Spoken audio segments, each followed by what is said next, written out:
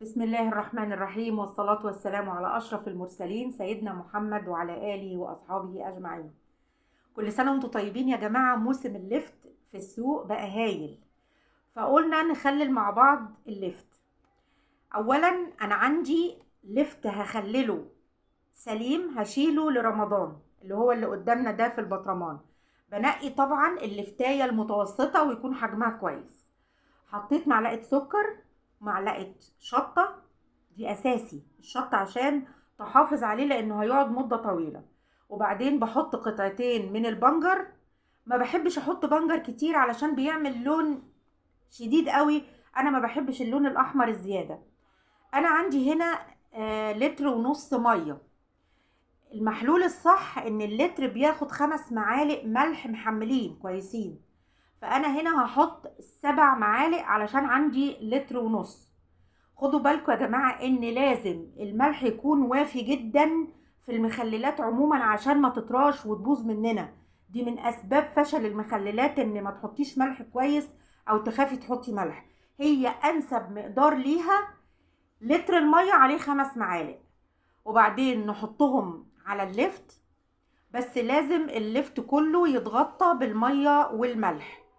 طبعا انا هنا هكمل البطرمان عشان في حتة منه ناقصة بس، والبطرمان ان شاء الله ده هيقعد معانا لحد رمضان. خلاص كده قفلته. ده اللي هيقعد معانا ان شاء الله السنة كلها، هيكمل معاكي مفيش مشاكل. ده بالنسبة لللفت السريع. ببقى غسلاه طبعا زي الفل ومقطعاه، بحطه تحتيه صينية، هو في المصفى وتحتيه صينية. بتبتدي ترصي راق راق من اللفت، وترشي على كل راق شوية ملح كويسين بايديكي كده، علشان انا عاوزة العصارة بتاعة اللفت كلها تنزل في الصينية دي. قلنا راق راق علشان الملح يطول اللفت كله. خلاص حطيت اللفت وحطيت عليه الملح كويس، وزعته كله على كل الكمية. ده بقى هسيبه لحد تاني يوم، هسيبه ليلة كاملة ياخد ويدي مع الملح كده لحد ما ينزل كل العصارة اللي فيه. واغطيه طبعا عشان مفيش حشرة تطوله او اي حاجة. جينا تاني يوم، بصوا بقى يا جماعة، هتلاقوا اللفتاية نفسها نشفت، بقت ناشفة، نزلت كل السوائل اللي فيها، وده اللي احنا عايزينه. دي انجح طريقة لتخليل اللفت. هيفضل معاكي مقرمش لحد اخر واحدة في البطرمان. يا رب تعملي 5 كيلو، هيفضل معاكي لحد اخر واحدة في منتهى الجمال. هاخد المية اللي نزلت منه، مش هرميها طبعا لانها كلها ملح والعصارة بتاعت اللفت، واحط هريسة شطة. هريسة شطة فلفل مفروم احمر، دايما ببقى شايلاها عندي في الفريزر. حطيت منها حوالي معلقتين. طبعا معلقة السكر الاساسية في كل انواع المخللات دي معروفة.